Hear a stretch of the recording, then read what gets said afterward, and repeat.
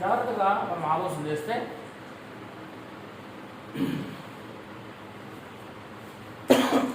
దేవుడు బైబిల్ గ్రంథంలో మొట్టమొదటిగా నాకు ఒక నివాస స్థలంను కట్టండి అని నోరారా అడిగాడు. దేవుడు మొట్టమొదటిగా నాకు ఒక నివాస స్థలమును కట్టండి అని దేవుడు నోరారా అడిగాడు. ఆ యొక్క నివాస స్థలము నిర్గమకాండము 25వ అధ్యాయము 8వ వచనాన్ని మనం చూసినట్లయితే,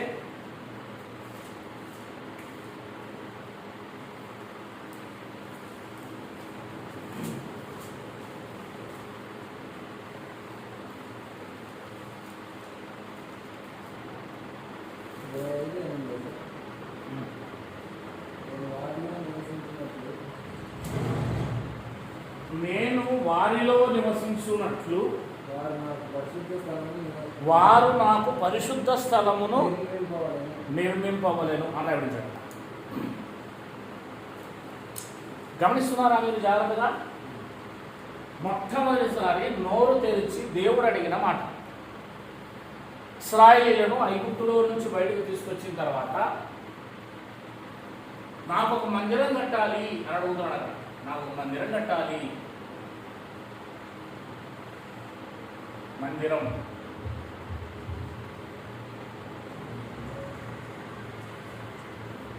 అని మనం చూస్తూ ఉన్నాం. ఈ మందిరమును మోషే గారు క్రీస్తు పూర్వము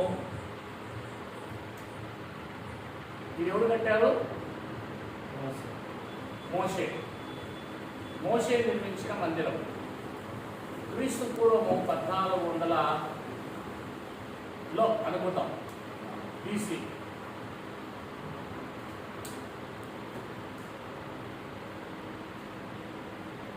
లేదా 1440లో ఆ టైం మొత్తం టోటల్గా మోషే గారు కట్టిన మొదటి మందిరం ఇది. మొదటి మందిరం. ఈ భూమి మీద దేవుడు నేను వారి మధ్య నివసించాలి కనుక నాకు ఒక గుడారముతో మందిరాన్ని కట్టండి, ఆ మందిరము పరిశుద్ధంగా ఉండాలి, ప్రతిష్ఠించబడాలి, ఆ మందిరము పరిశుద్ధమైనదై ఉండాలి అని చెప్పాడు. అప్పుడు మందిరాన్ని వాళ్ళు ఏం చేశారు అంటే వాళ్ళు కట్టారు. ఇది మొదటి మందిరం, గుడార మందిరం. ఇది గుడారంతో కట్టబడింది. దేని ద్వారా? గుడారము.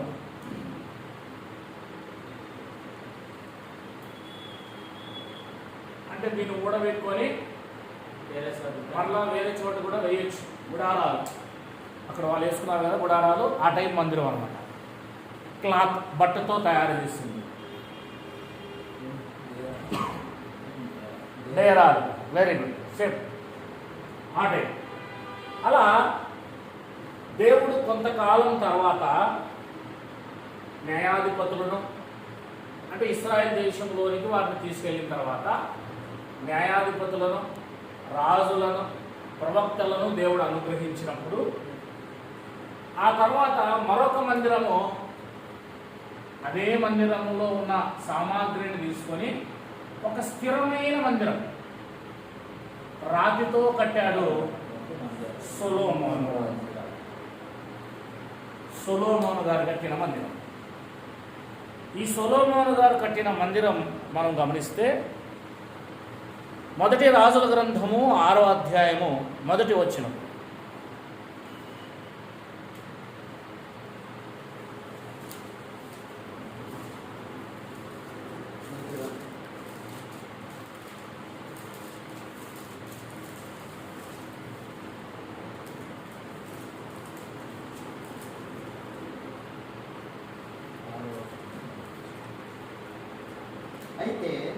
అయితే ఇశ్రాయేలు, మొదటి రాజుల గ్రంథము 6వ అధ్యాయం 1వ వచనం. అయితే ఇజ్రాయేలు ఐగుప్తు దేశములో నుండి బయలుదేరి వచ్చిన 480 సంవత్సరముల నందు అనగా 480 సంవత్సరాల తర్వాత, అంటే మొదటి గుడారము కట్టిన తర్వాత 480 సంవత్సరాలు అని మనం అర్థం చేసుకోవాలి. అంటే ఈ గుడారం ఎన్ని సంవత్సరాలు ఉంది? బహుశా దరిదాపుగా 480 సంవత్సరాలు ఉంది ఈ గుడారం, మోషే గారి గుడారం.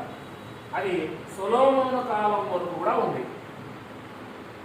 ఆ తర్వాత అనగా సొలొమోను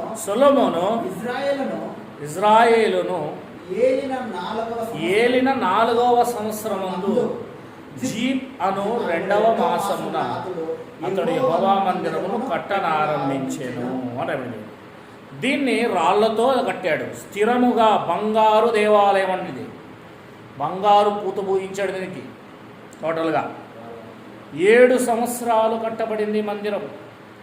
7వ అధ్యాయము అదే పైన చూడండి,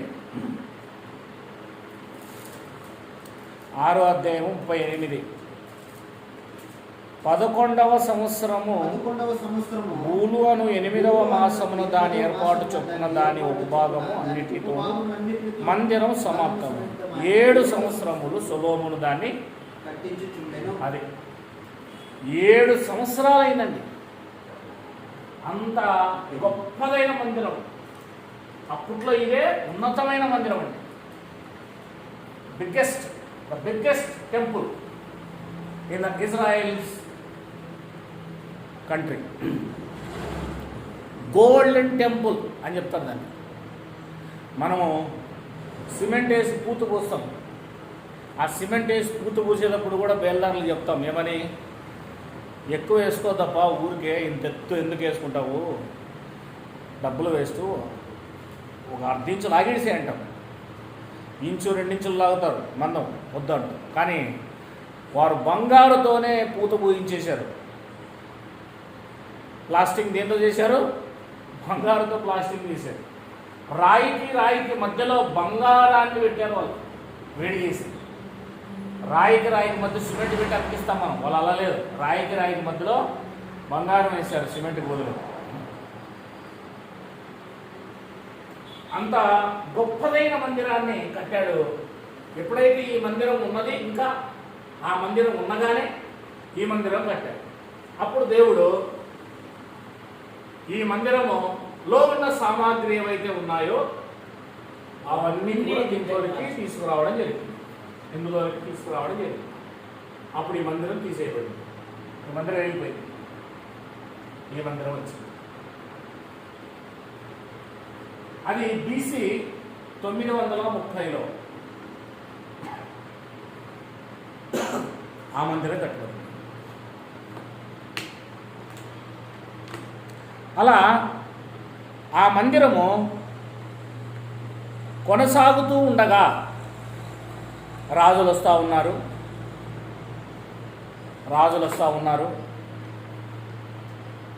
రాజులు వెళ్తూ ఉన్నారు. సొలొమోను తర్వాత, సొలొమోను కంటే ముందు రాజులు చెప్పండి. మొట్టమొదటి రాజు సౌలు, దావీదు,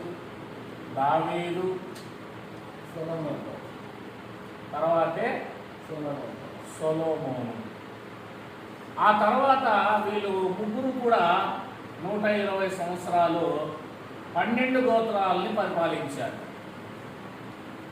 సొలొమోను తర్వాత సొలొమోను కుమారుడు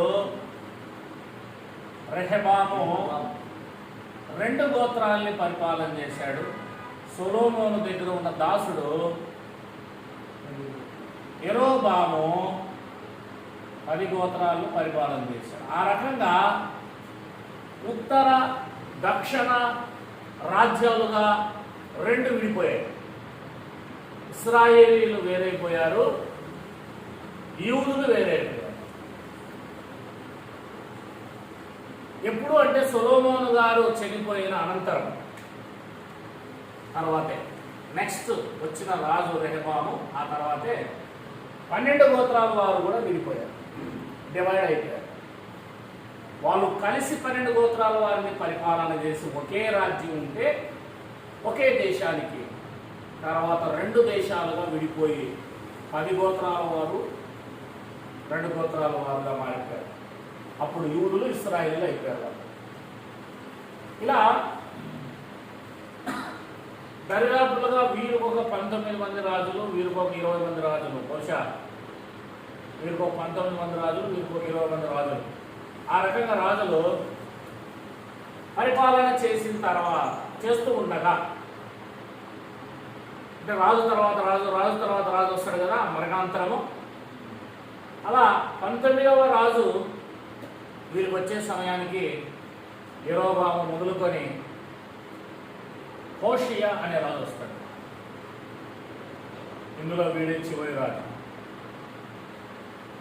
BC 720లో ఈ 10 గోత్రాలు చెరకు వెళ్ళిపోతాయి.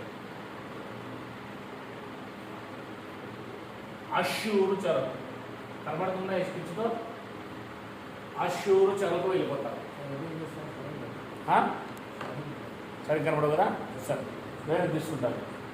అష్షూరు చెరకు వెళ్ళిపోతారు. BC 720లో ఈ 10 గోత్రాలు వేరే దేశస్తులు వచ్చి ఎత్తుకొని వారిని వెళ్ళిపోవడం జరుగుతుంది. అలా ఇక్కడ 20వ రాజు సిద్కియా కాలంలో BC 586లో వీరు కూడా చెరకు వెళ్ళిపోతారు. ఆ చెర బబులోను.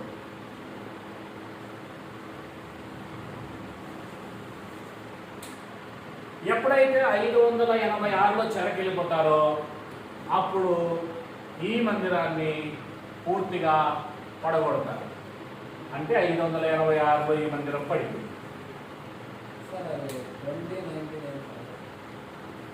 ఇది 2019 రాజులు ఆఫ్టర్ 1 by 1.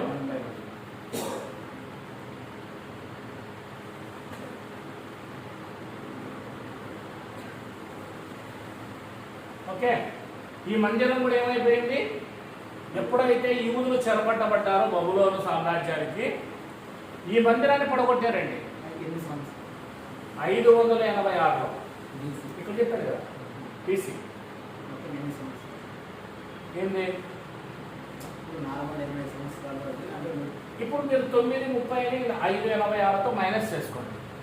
చెప్పిన అర్థమైందా? చూడండి ఒకసారి. 930 586 మైనస్ చేస్తే ఎంత వస్తుంది?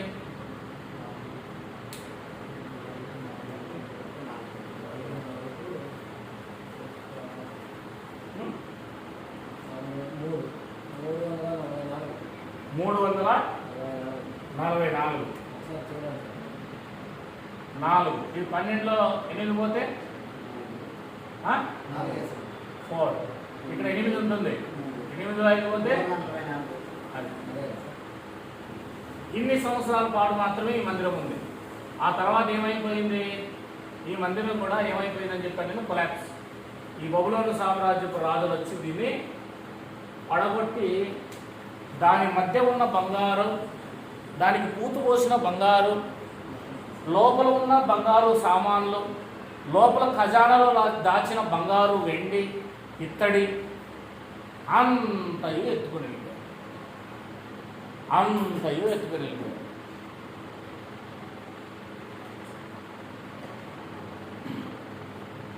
ఒకసారి ఆ మందిరం పడిపోయినది మీకు చూపిస్తాను, కొన్ని లేఖనాలు. ఇవన్నీ భవిష్యత్తులో మీకు వీడియోస్లో వస్తాయి. చెప్పుకుంటూ పోతున్నాం, మరొకసారి మీకు రివీల్ అవుతుంది. ఇర్మియా గ్రంథము 25వ అధ్యాయము 10వ వచనం. ఇర్మియా గ్రంథము 25వ అధ్యాయము 10వ వచనం.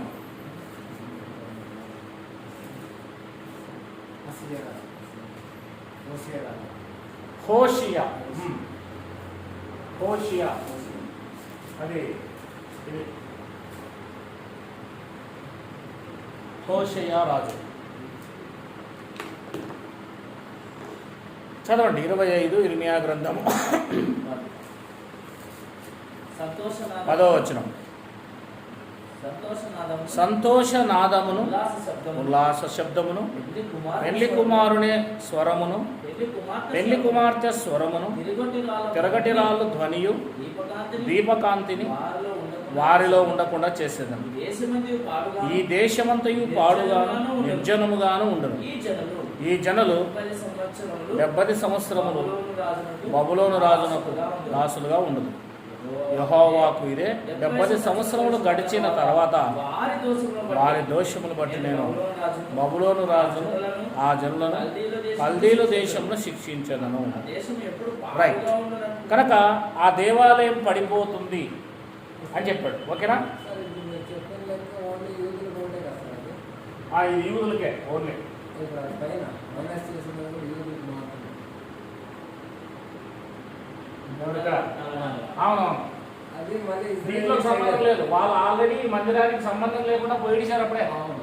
ఇక్కడే యెరోబాము ఎప్పుడైతే వచ్చాడో వాళ్ళు ఈ మందిరానికి రారు. ఈ 10 గోత్రాల వారు మందిరానికి రారు. వారికి మందిరంతో సంబంధమే లేదు. ఇంకా ఆయన వేరే మందిరాలు కడతాడు తర్వాత. అవి మనం సపరేట్ చూసుకుందాం. ఓకే. ఈ 2 గోత్రాల వారు మాత్రమే ఈ మందిరంలో ఆరాధన చేస్తారు. ఎందుకంటే వీళ్ళు ఈ దేశంలోనే ఉంటారు. యూదియా దేశం అంటారు దీన్ని. వీళ్ళు వేరే దేశంలో ఉంటారు. సమరియా దేశంలో, గలిలియా సమరియా. కనుక ఈ దేవాలయము 586లో పడిపోయింది మనం చూసాము. ఎన్ని సంవత్సరాల పాటు ఈ చెరకు వెళ్తారు అని కూడా మనం చూసాము. దాదాపుగా చెరలో ఎన్ని సంవత్సరాలు ఉంటారని చూసాము మనము. 70 సంవత్సరాలు. 70 సంవత్సరాల పాటు మందిరం కూడా ఏం కాదు. కాబట్టి 586 నుండి 539 వరకు 50 సంవత్సరాలు అవుతుంది. కానీ దీంట్లో ఒక బయలెక్కింది ఇంకోటి. 606లో మొదటిసారి యూదులు పోతారు. 596లో లేదా 7లో రెండోసారి యూదులు లోపు పోతారు. మూడోసారి పోయేది 586. అంటే దేవాలయం పడిపోయేది ఎప్పుడంటే ఇప్పుడు. 3 దఫాలు బబులోను సామ్రాజ్యపు రాజు వచ్చి ఎత్తుకొని పోతాడు అన్నమాట వాళ్ళని. ఫస్ట్ ఇది, సెకండ్ ఇది, థర్డ్ ఇది. థర్డ్ టైం వచ్చినప్పుడు మాత్రమే దేవాలయాన్ని ఏం చేస్తాడు, పడగొడతాడు. అంటే 50 ఇయర్స్. ఇక్కడ నుంచి లెక్కేసుకుంటే ఇక్కడికి డైరెక్ట్గా అప్పుడు 70 ఇయర్స్ అవుతుంది. ఎంత అవుతుంది? 70 ఇయర్స్ అవుతుంది. కనుక మనం జాగ్రత్తగా ఆలోచన చేయాలి. రైట్. ఇప్పుడు ఈ దేవాలయం మోసే కట్టింది. ఇది కొంతకాలం ఉండి తర్వాత ఈ దేవాలయం వచ్చింది. ఈ దేవాలయం కూడా కొంతకాలం తర్వాత పడిపోయింది. ఒక 70 సంవత్సరాల పాటు దేవాలయం వారికి, ఒక 50 సంవత్సరాలు 70 సంవత్సరాల పాటు దేవాలయం వారికి ఆరాధన లేదు, అయిపోయింది. ఇకపోతే మళ్ళీ 70 సంవత్సరాల తర్వాత దేవాలయాన్ని ఏం చేస్తానని చెప్పాడు, కట్టిస్తానని దేవుడు చెప్పాడు. కనుక 70 సంవత్సరాల తర్వాత మనం ఆలోచన చేస్తే మరలా దేవుని యొక్క మందిరం ఏమైంది అంటే కట్టబడింది. దేవుని మందిరం కట్టబడింది.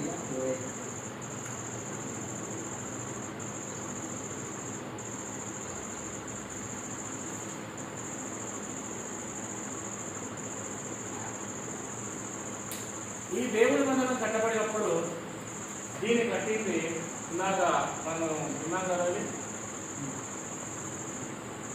యెహోషువ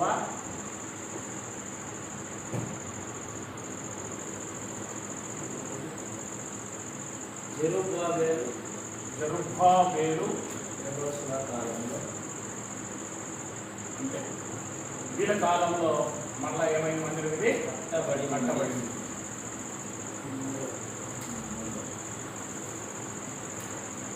బహుశా ఇవి ఒకటే రెండో ఒకటే అనమాట, వేరే పెద్ద తేడా లేదు.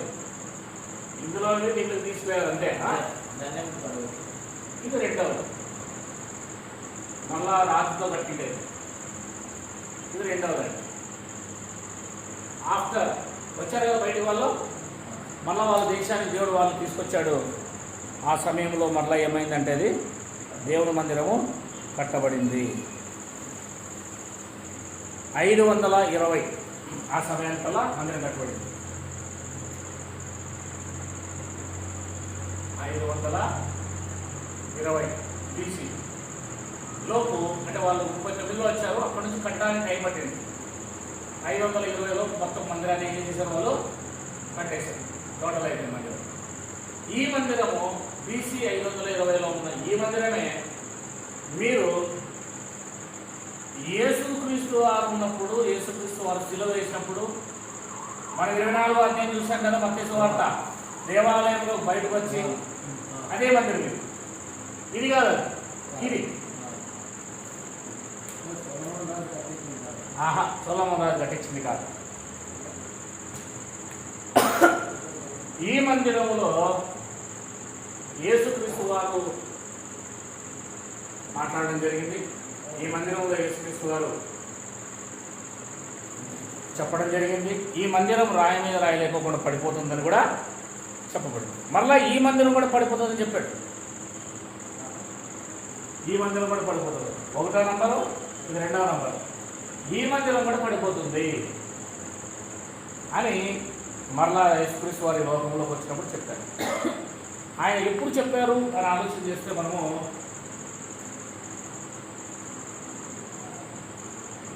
AD 26లో చెప్పారు. AD 26 అంటే క్రీస్తు వారికి వయసు అప్పుడు 33 సంవత్సరాలు. ఆయన సిలువ వేయబడే కొన్ని రోజుల ముందు చెప్పారు.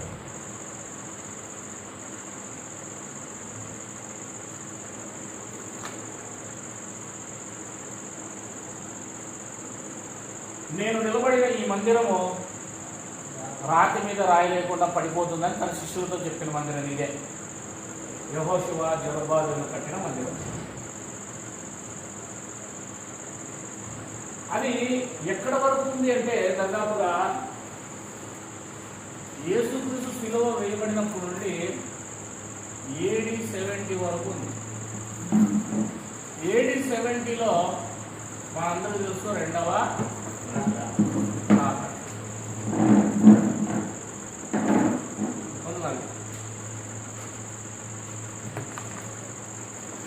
యేసుక్రీస్తు యొక్క రెండవ రాకడ. అంటే యేసుక్రీస్తు వారు చెప్పి ఆయన శిలువ వేయబడింది 30లో. ఆయన సేవ ఆరంభం 26 నుంచి 30లో. ఆ తర్వాత 30లో యేసుక్రీస్తు వారి లోకాన్ని వదిలి వెళ్ళిపోయారు. పరిశుద్ధాత్మ దేవుడు రావడం జరిగింది. 30 నుండి AD 30 నుండి దీని మధ్య కాలం మనందరికీ తెలిసిందే 40 years. అంటే ఇన్ని సంవత్సరాల పాటు ఈ మందిరం ఉంది. మధ్య మధ్యలో మందిరం కొన్ని డిస్టర్బ్స్ జరిగాయి, పూర్తిగా పడిపోలేదు, డిస్టర్బ్ జరిగాయి. అవన్నీ ఇప్పుడు మనకు అవసరం లేదు. చిన్న చిన్న డిస్టర్బ్స్ జరిగాయి. అవన్నీ మనం భవిష్యత్తులో ఇంకా లోతుగా వెళ్ళినప్పుడు తెలుసుకుంటాం. మీరు ఇప్పుడు అడగడానికి కూడా మీకు తెలియదు కనుక మీరు అడగరు. ఇప్పుడు అది ఆ నాలెడ్జ్ వచ్చినప్పుడు అప్పుడు మీరు అడిగితే నేను ఆ డిస్టర్బ్స్ ఏంటో తర్వాత చెప్తాను. రైట్, సిద్ధంగా ఉన్నారు కనుక ఇప్పుడు ఈ మందిరం పడిపోతుందనే చెప్పాడు యేసుక్రీస్తు వారు. ఈ మందిరం ఎప్పుడు పడిపోయింది? క్రీస్తు శకం 70లో ఆ మందిరము పడిపోయింది. ఇంక ఈ మందిరం పడిపోయిన తర్వాత మళ్ళా దేవుడు మందిరాన్ని మళ్ళా కడతారని దేవుడు బైబిల్లో చెప్పినట్లు లేదు. కానీ ఈ మందిరాన్ని కట్టినప్పుడు ఆఫ్టర్ 70 years తర్వాత మరలా మందిరాన్ని కట్టిస్తానని చెప్పాడు, కట్టేటాడు.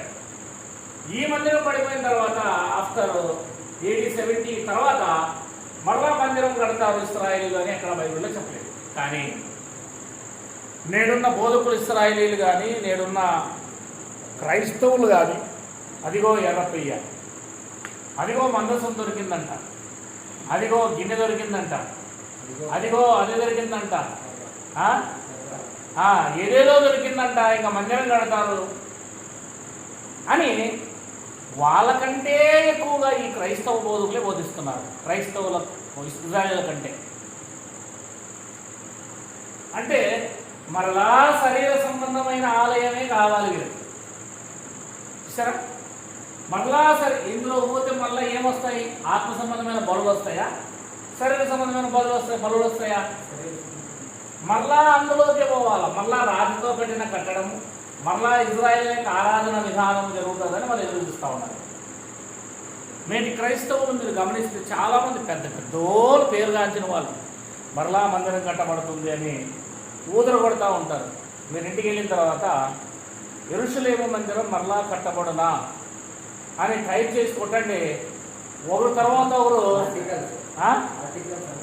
యూట్యూబ్లో ఓకే ఒకరి తర్వాత ఒకరు నేను చెప్తాను నన్ను నొక్కు నాది నొక్కు అని చెప్పేసి రెడీ ఉంటారు. నువ్వు నొక్కేది రెడీ అంతే, పోటీకి చెప్తారు ఒకరు మించి ఎవరు. కనుక దయచేసి ఇది వాళ్ళకు లేఖనము నికోదేము వలె తల్లి గర్భంలోకి వెళ్ళి అన్నాడు కదా, అలా అర్థమైంది అంతే. తల్లి గర్భంలోకి నేను వెళ్ళి అని శారీరకంగా ఎలా అర్థం చేసుకున్నాడో వాళ్ళు అలా అర్థం చేస్తున్నారు. కానీ యేసుక్రీస్తు వారు ఈ మందిరం పడిపోయిన తర్వాత నేను ఒక మందిరం కడతానన్నాడు. యేసుక్రీస్తు వారు ఒక మందిరం కట్టాలి రూల్స్ ప్రకారం. అది ఎలాంటి మందిరం అనేది మన బోధలో వస్తుంది బయటికి, వీళ్ళ బోధలో రాదు. ఆ మందిరం ఏంటనేది వీళ్ళకి తెలియదు, శారీరక సంబంధమైన రాతితో కట్టిండేది కాదు. అది మన టాపిక్లోకి వస్తుంది. సరే, ఈ మందిరం పడిపోతుంది అని చెప్పిన కొన్ని లేఖనాలు చూద్దాం. జెరుబ్బాబెలు గారు కట్టింది, యెహోషువ కట్టింది 520లో.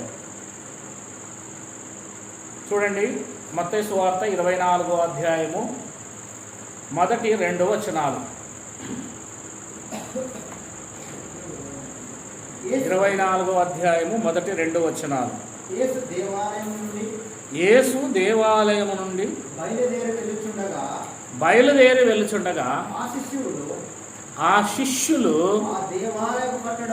ఆ దేవాలయపు కట్టడములు ఆయనకు చూపవచ్చిరి.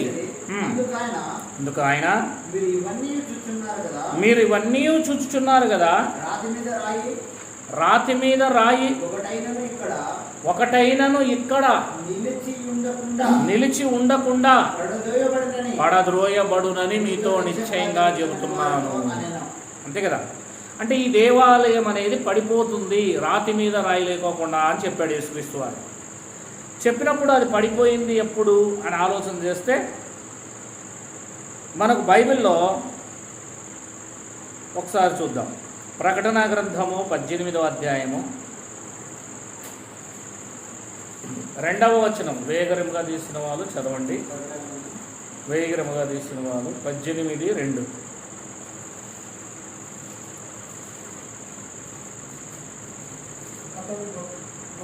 అతడు గొప్ప స్వరముతో ఆర్భాటించి ఇట్లా, నేను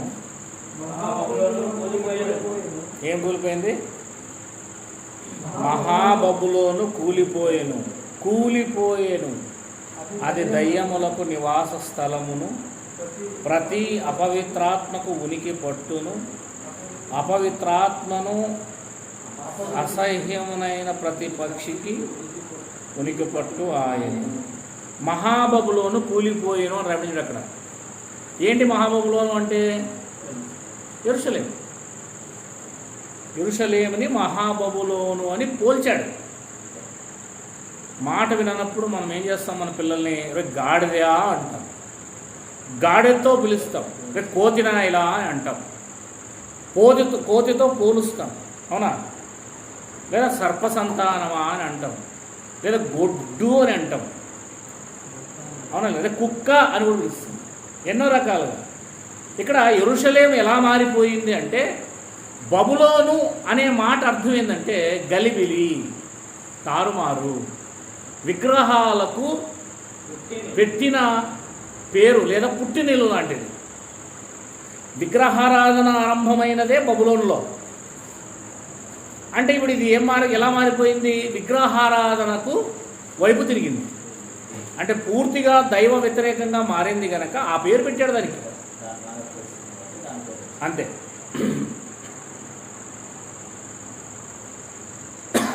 ఇంకా 10వ వచనం చదవండి, అందులోనే 9తో కలిసి ఉంచాడు. దానితో వ్యభిచారము చేసి సుఖభోగములను అనుభవించిన ఎవరైనా పట్టణముతో వ్యభిచారం చేస్తారా? What is the meaning of the word? Spiritual meaning అది. అంటే ఉరవకొండతో వ్యభిచారం చేసిన నాగరాజు. ఎట్లా అంటే ఎట్లా ఉరవకొండతో వ్యభిచారం చేస్తారు?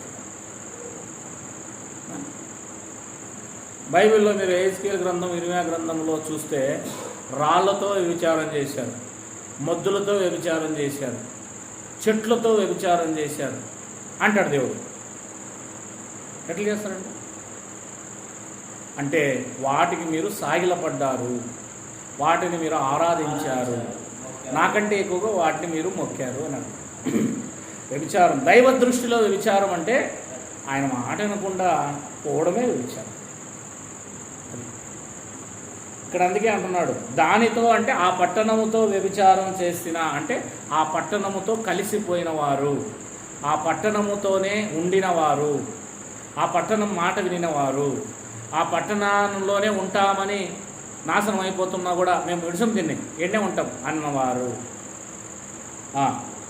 సుఖభోగములను అనుభవించిన భూరాజులు దాని బాధ చూచి భయక్రాంతులై దూరమున నిలవబడి దానితో దహన ధూపమును చూచినప్పుడు, దహన ధూపం అంటే దహనం అంటే అర్థం ఏంటి? అగ్ని దహించటం. ధూపం వస్తూ ఉంది అంటే పొగ వస్తూ ఉంది. దహించినప్పుడు ఏమొస్తుంది? ఆ పట్టణం కాలిపోతూ ఉంటే చూస్తూ ఉన్నారంట అందరూ.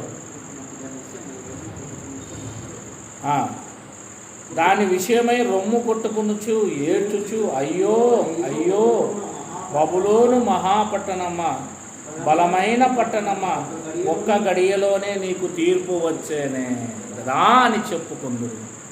రొమ్ము కొట్టుకుంటారు అన్నట్టు అక్కడ. యేసుక్రీస్తు రెండవ రాకడలో అది నాశనం అయినప్పుడే రొమ్ము కొట్టుకుంటారు. అది అక్కడ ఉన్నోళ్ళు కొట్టుకుంటారు, అంతేనా లేదు? ఇప్పుడు కేరళలో వరదలు భయంకరంగా వస్తున్నాయంట. గుండ్రాళ్ల వర్షం అంట. అంటే కొండల్లో ఉన్న ఆ రాళ్ళు కదిలి ఊరు మీదకి వచ్చి ఊరంతటినే రాళ్ళమయం చేసేసింది. గ్రామాలు కనబడకుండా అయిపోయాయి. ఉగ్రత అది, ఉగ్రత. అదే రకంగా ఒక్క గడియలో మొత్తం కాలిపోయింది, కాల్చిపడేశారు. ఇప్పట్లో కట్టిన రాళ్లతో కట్టడాల కంటే అప్పట్లో ఎక్కువగా గడ్డి, చెక్క, కర్ర, చెట్లు ఇవి ఎక్కువ వాడేవాళ్ళు అప్పట్లో. 30 ఏళ్ళ క్రితం వరకు కూడా మనం కొట్టాలే కదా మనల్ని. అంటే ఏం చేయమంటుకుంటుంది? అంతే దమ్మని అనుకుంటుంది. అంటే రోజుల్లో పెట్రోల్ అనుకున్నట్లే. అప్పట్లో 2000 సంవత్సరాల క్రితం మరి అన్నీ అవే కర్రతోనే చెట్లతోనే చేస్తారు. రాళ్ళు తక్కువ, ఎవరో కోటేశ్వర్లు కనుక మొత్తం అంటించేసాడు. నాశనం అయిపోయిందని చెప్తానంట అక్కడ. 16వ వచనం, 15, 16 కలిసి ఉన్నాయి చూడండి.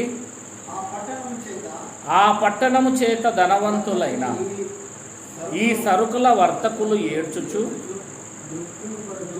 దుఃఖపడుచు అయ్యో అయ్యో సన్నపు నార బట్టలను, ధూమ్ర రక్త వర్ణపు వస్త్రములను ధరించుకొని బంగారంతోనూ రత్నములతోనూ ముత్యములతోనూ అలంకరింపబడిన మహాపట్టణమా బబులోను, ఇంత ఐశ్వర్యం ఒక గడియలోనే పాడైపోయినే అని చెప్పుకొనుచు దాని బాధను చూచి భయక్రాంతులై, అది దాని నాశనం. అది ఇవన్నీ కూడా మనము ఈరోజు ఎలా తీసుకోవాలంటే చెప్పండి. ఇప్పుడు ఇక్కడ చదివామనుకోండి, ఎలా తీసుకోవాలి? ఎలా తీసుకోవాలి మనం చెప్పండి.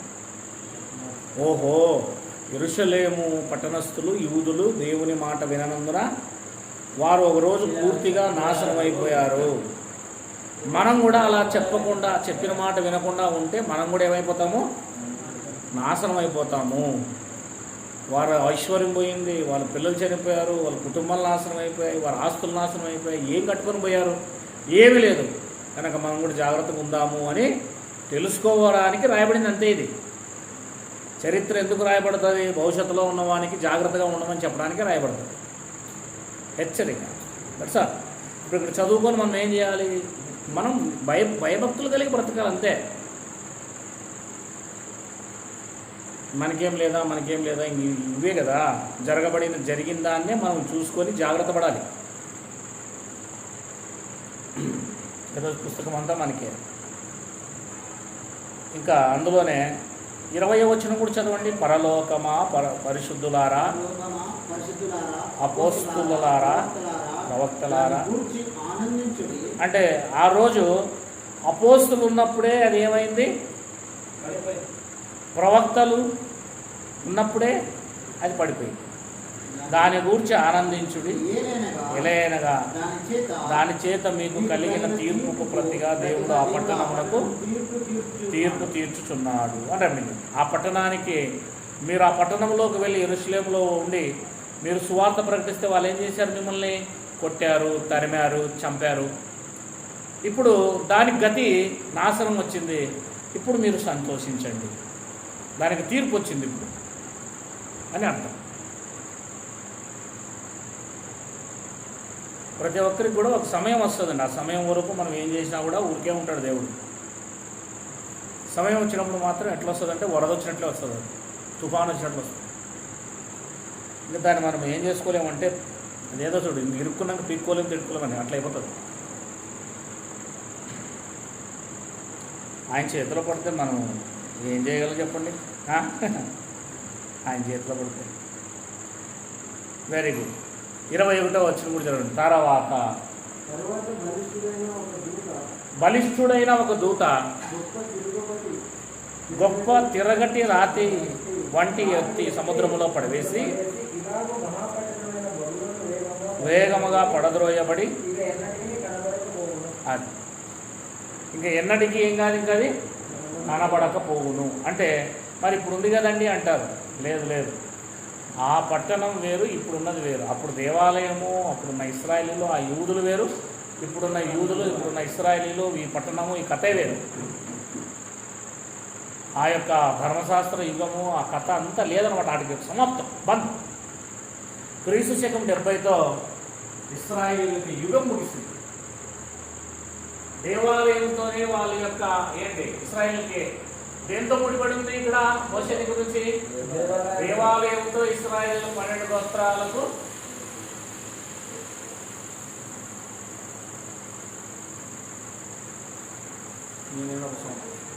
బయట ఎత్తుతో ఉంది. ఇశ్రాయేలు 12 గోత్రాలకు దేంతో ముడిపడి ఉంది? దేవాలయంతో ముడిపడింది. క్రీస్తు 70లో దేవాలయమే లేనప్పుడు, వారికి దేవాలయం లేనప్పుడు ఎక్కడ ఆరాధన చేస్తారు? ఎక్కడ బలులు అర్పిస్తారు? ఎక్కడ దేవుడితో సంబంధం కలిగి ఉంటారు? కనెక్టింగ్ ఎక్కడి నుంచి వస్తుంది? లేదు. కనుక ఇది దేవాలయం లేదు, కనుక ఇశ్రాయేలు కూడా లేదు. అది ఆరంభం ఎలా అయిందో అంత కూడా అలాగే అవుతుంది. అది కనెక్టింగ్ అక్కడి నుంచే స్టార్ట్ అవుతుంది. నేను నీలో నివసించాలనుకుంటున్నాను, దేవాలయం కట్టమన్నాడు. AD 70కి వచ్చేవాడికే నేను మీ దగ్గర ఉండలేదా నాయన, మీరు నాకు వద్దని కట్టిన దేవాలయం అక్కడ ఇప్పుడు ఏం చేశాడు? దాన్ని సమాప్తం. కట్టి నేను మీతోకి వస్తానన్నాడు, ఇప్పుడు పడగొట్టి మీ నుంచి దూరం అవుతాను, అంతే, ఫినిష్. ఇది వాల్ చాప్టర్, మనకు అర్థం కావాల్సిన విషయం. రైట్, ఇంకొంచెం మనం ముందుకు పోవడానికి ప్రయత్నం చేద్దాం.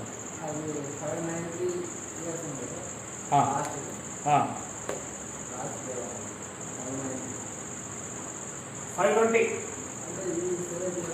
ఇవి కలుపుకోండి. అంత టోటల్ ఎంత వేసుకోండి. 520 ప్లస్ 70 ఎంత అవుతుంది? 590. అంతే. ఇన్ని సంవత్సరాల పాటు ఈ దేవాలయం ఉంది, తర్వాత లేదు.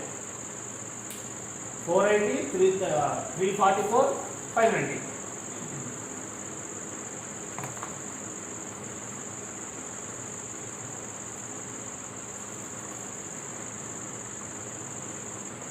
రైట్, నేను దీన్ని రఫ్ చేసేస్తాను. ఓకే. ఇప్పుడు ఒకసారి మరలా నేను ముందు నుంచి అనేక విషయాలు నేను చెప్పుకుంటూ వస్తాను.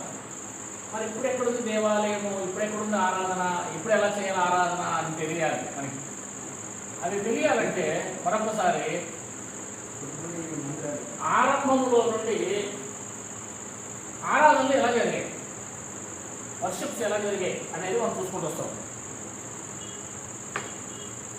మొదటిది మనం గమనిస్తే ఆరాధనలు ఎలా జరిగాయి అని, ఆరాధన చేసే స్థలం గురించి మాట్లాడు. ఆదికాండము 4వ అధ్యాయము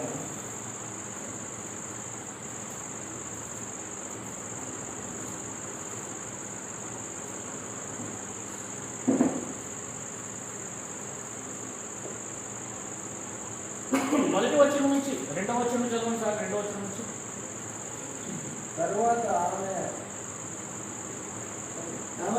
అతని తమ్ముడకు హేబేలును కనెను.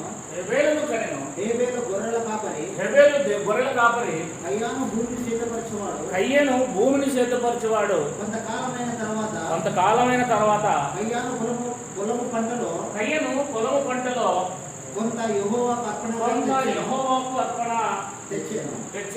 హేబేలు కూడా మందలో తొలిచూలున పుట్టిన వాటిలో క్రొవ్విన వాటిని కొన్ని తెచ్చెను.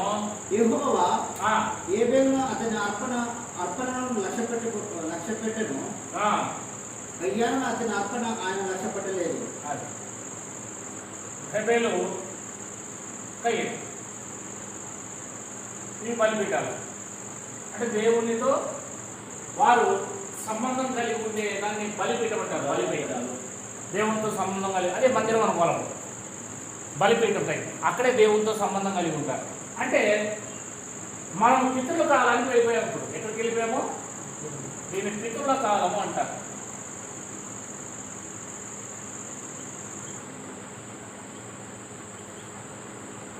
నంబర్ 1 లేదా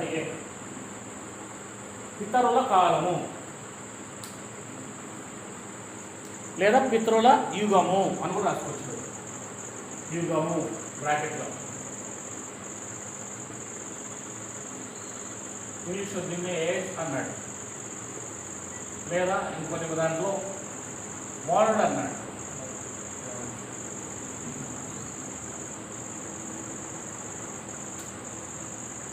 ఓకే, ఇంకా ముందు పోదాం. 8వ అధ్యాయము అదే ఆదికాండము 20వ వచనం చదవండి. ఇప్పుడు నోవా దగ్గరకు వచ్చాం మనం.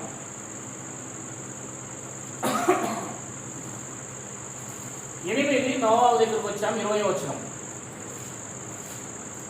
అప్పుడు నోవాహు యెహోవాకు బలిపీఠం కట్టి, అదిగో యెహోవాకు ఒక బలిపీఠం కట్టి, పవిత్ర పశువులను బలిపీఠము అనేపాటికి అక్కడ అదే వారికి దేవాలయం టైప్ అన్నమాట. దేవుడితో సంబంధం కలిగి ఉండేది.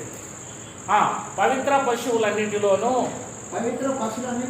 పక్షులన్నింటిలోనూ కొన్ని తీసి తీసుకొని ఆ పీఠం మీద దహన బలి అర్పించాడు. అప్పుడు యెహోవా ఇంపైన సువాసన ఆగ్రహించి అని అన్నాడు. అంటే దేవుడు రెస్పాండ్ అయ్యాడు. కనుక ఇది పితృల యుగంలో. ఇంకా ముందు పోదాం. అదే ఆదికాండం 13వ అధ్యాయం 3వ వచనం. ఆదికాండం. ఇప్పుడు అబ్రహాం గారి దగ్గరికి వస్తున్నాం మనం. అతడు ప్రయాణం చేయొచ్చు దక్షిణం నుండి బేతేలు వరకు, అనగా బేతేలును ఐకిని మధ్య తన గుడారము మొదట ఉండిన స్థలముకు వెళ్ళాడు. తాను మొదట బలి పీఠమును కట్టిన చోట చేరెను. అక్కడ అబ్రహాము యెహోవా నామమున ప్రార్థన చేశాను. బలిపీఠం కట్టాడా లేదా అబ్రహాము? అంటే పితృల యుగంలో మీరు నిర్గమకాండం వరకు ఇంక చూసుకురావచ్చు. ఈ దేవాలయమును కట్టు, మీ మధ్యలో నేను ఉంటాను అనేదాకా ఎక్కడ పడితే అక్కడ బలిపీఠం కట్టడం, బలి అర్పించడం, దేవునితో సంబంధం కలిగి ఉండడం, అదే ఆరాధన. That is the worship. అంతే. అంటే ఎక్కడ పడితే అక్కడ బలిపీఠం కడతారు లేదా, బలిపీఠం మీద ఆరాధన చేసేస్తారు. ఇప్పుడు కూడా సుంకలమ్మ మారేమ్మ అని బలిపీఠం కట్టారు. సేమ్ అలాగా ఒకప్పుడు కాలం నుంచి వచ్చింది అది. అట్లే ఫాలో అయిపోయి వీళ్ళు ఫాలో అవుతున్నారు, మనం ఆగిపోయాం. అట్లా యేసుక్రీస్తు వచ్చిన తర్వాత మనం ఆగిపోయాము, వీళ్ళు ఏమవుతున్నారు అంటే ఫాలో అవుతున్నారు అంతే. ఇది పితరుల కాలం, పితరుల యుగం యొక్క ఆరాధన. మనము నెక్స్ట్ 2 దాంట్లోకి వచ్చేద్దాం, మోషే దగ్గరికి. మోషే యుగం, ద్వితీయోపదేశకాండం 12వ అధ్యాయము 11వ వచనం.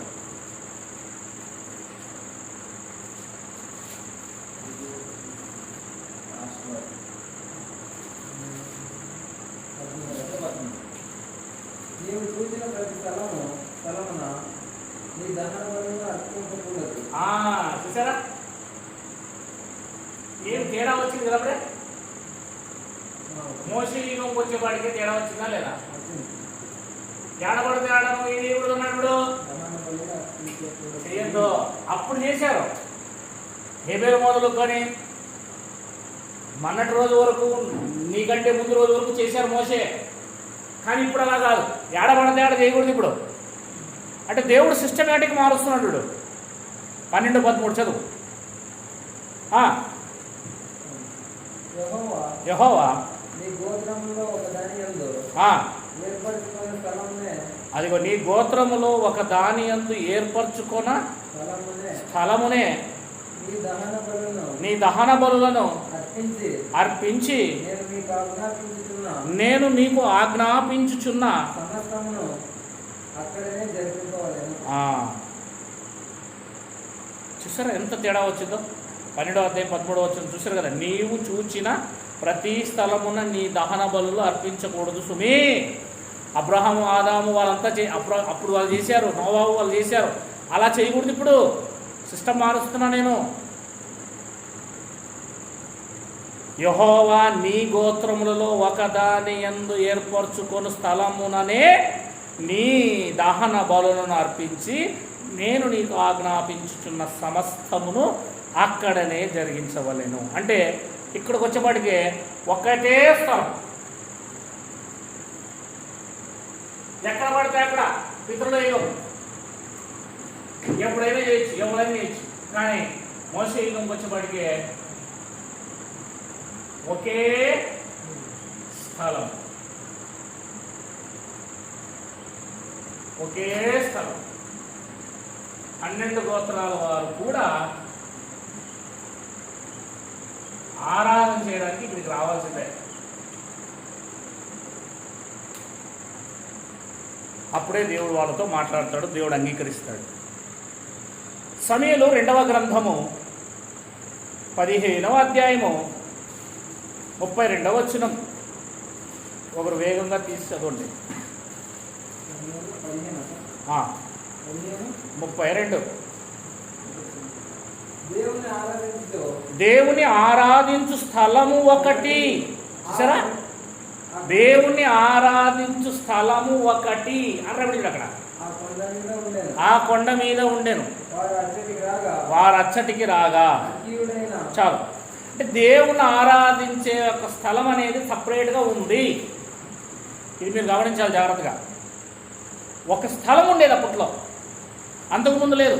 2వ సమూయేలు గ్రంథము 15వ అధ్యాయము 32వ వచనం. ఒకప్పుడు ఆదాము యుగం, అంటే పితరుల యుగం వేరు, ధర్మశాస్త్ర యుగం చూడండి చేంజ్ అవుతా ఉంది, తేడా కనబడుతుంది మనకి. ఇవి నేర్చుకోవాలి మనం.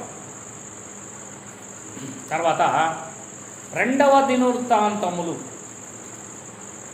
2వ దినవృత్తాంతములు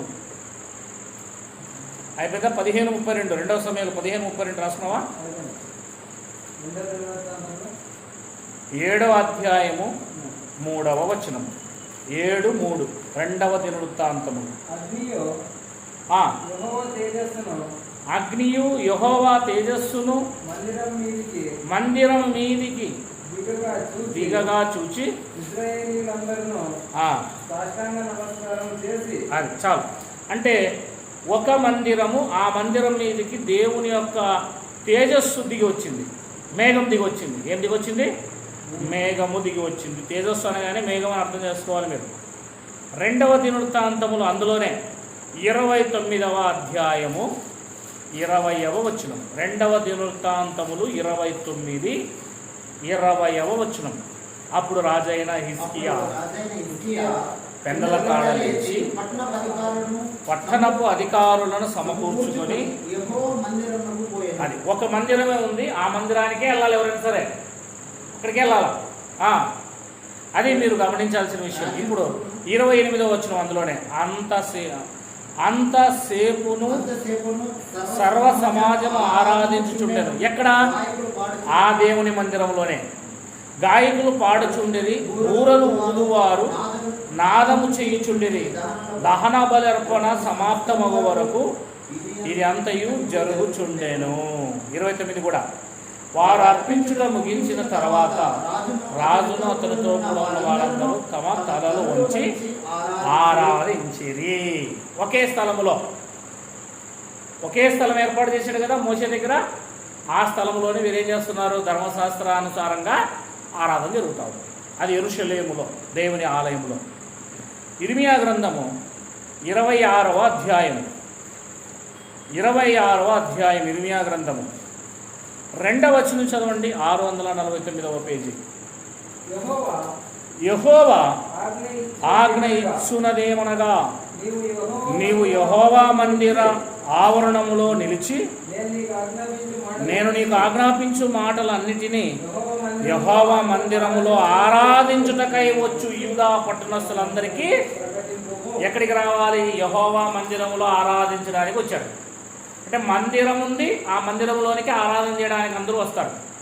అంటే ఒక ప్లేస్, ఒకే ప్లేస్. అది యెరూషలేము దేవాలయము సొలొమోను గారు కట్టింది కావచ్చు, జెరుబ్బాబెలు యెహోషువ గారు కట్టింది కావచ్చు. ఆ మందిరం అనే మందిరంలోనే ఏం జరుగుతూ ఉంది? మోషే కాలంలో ఆరాధన జరుగుతుంది. ఓన్లీ వన్ ప్లేస్, ఒక చోట మాత్రమే. యోహాను సువార్త, ఇది యేసుక్రీస్తు కాలంలో కూడా జరుగుతూ ఉంటుందండి. 4వ అధ్యాయం యోహాను సువార్త 4వ అధ్యాయం 20వ వచనం. మా పితరులు ఈ పర్వతమందు ఆరాధించిరి గాని, పర్వతమందు ఆరాధించారు. చూసారు, పితరుల కాలంలో ఎక్కడ పడితే అక్కడ ఆరాధన చేశారు. ఆరాధించవలసిన స్థలం యెరూషలేములో ఉన్నదని, అది మోషే కాలంలో యెరూషలేము అనే ఒక ప్లేస్కి వచ్చేసింది దాన్ని అని నీవు చెప్పుదు అని అన్నాడు. మీరు చెప్పుదరని ఆయనతో అనగా, సమరయ స్త్రీ యేసుక్రీస్తుతో అన్నది. అప్పుడు యేసుక్రీస్తు వారు ఏమన్నారు? యేసు ఆమెతో ఇట్లా, అమ్మా ఒక కాలం వచ్చుచున్నది, ఆ కాలమందు ఈ పర్వతం మీదైనను, అదిగో పితరుల వలె పర్వతాల మీదైనా యెరూషలేములోనైనను, ఒకే ప్లేస్ అయి ఉన్న మోషే గారికి చెప్పినట్లుగా యెరూషలేములోనైనా దేవుణ్ణి ఆరాధించే స్థలము అవి కావు. నా మాట నమ్ముము. మీకు తెలియని దానిని మీరు ఆరాధన చేస్తున్నారు, మాకు తెలిసిన దానిని మేము ఆరాధన చేస్తున్నాము అని చెప్తున్నాడు. అంటే ఈయన ఆరాధన చేస్తున్నాడు అప్పుడే. మరి యేసుక్రీస్తు వారు ఎలా ఆరాధన చేస్తున్నారు? వారు కొండల మీద ఆరాధన చేసేవారు ఉన్నారు, ఈ మోషే చెప్పినట్లుగా యెరూషలేము దేవాలయంలో ఆరాధన చేసేవారు ఉన్నారు. కానీ మేము అలా చెయ్యం, మాదంతా సపరేట్ ఆరాధన అంటున్నాడు ఇక్కడ. ఇది 3వ రకం ఆరాధన కనబడుతుంది ఇక్కడ. తేడా కనబడుతుంది లేదు ఇక్కడ. రైట్. ఇంకా ముందు పోదాం. ఆ ఆరాధన, మోషే గారి యొక్క ఆరాధన యేసు సిలువ వేయబడిన కాలానికి ముగియబడలేదు. యేసు సిలువ వేయబడిన కాలానికి ముగియబడలేదు. అపోస్తుల కార్యములు 8వ అధ్యాయము, ఆయన చనిపోయి తిరిగి లేచి పరలోకానికి వెళ్ళి కుడి పార్శ్వమున కూర్చున్నా కూడా అది ముగియబడలేదు. 8:27. అప్పుడు ఐథియోపియుల రాణి అయిన కందాకే క్రింద మంత్రి అయి ఆమె యొక్క ధనాగారం అంతటి మీద ఉన్న ఐథియోపియుడైన నపుంసకుడు ఆరాధించుటకు యెరూషలేమునకు. ఇది ఎప్పుడు? ఇది యేసుక్రీస్తు చనిపోయి తిరిగి వెళ్ళిపోయారు కదా. ఆ తర్వాత కూడా యెరూషలేములో ఏం జరుగుతోంది ఇంకా? అదిగా ఇది క్రీస్తు శకం 30లో యేసుక్రీస్తు వారు చనిపోయి వెళ్ళిపోతే, ఇది క్రీస్తు శకం 36లో, ఇది 36లో, అంటే 6 సంవత్సరాల తర్వాత కూడా ఇంకా మందిరము ఉంది, అక్కడ ఆరాధనలు కూడా జరుగుతూ ఉన్నాయి. అంటే ఒక స్థలానికి మోషేకి చెప్పినట్లుగా ఆరాధన చేయడానికి అక్కడికే వస్తున్నారు, ఎంత దూరం నుంచి అయినా. ఏమండి, ఇతను ఎక్కడి నుంచి వచ్చాడు? ఐథియోపియుడు, అంటే కొన్ని వందల కిలోమీటర్ల దూరం నుంచి వచ్చాడు ఆరాధన చేయడానికి. వేరే దేశం నుంచి వచ్చాడు. అతను నల్ల జాతికి సంబంధించిన వాడు.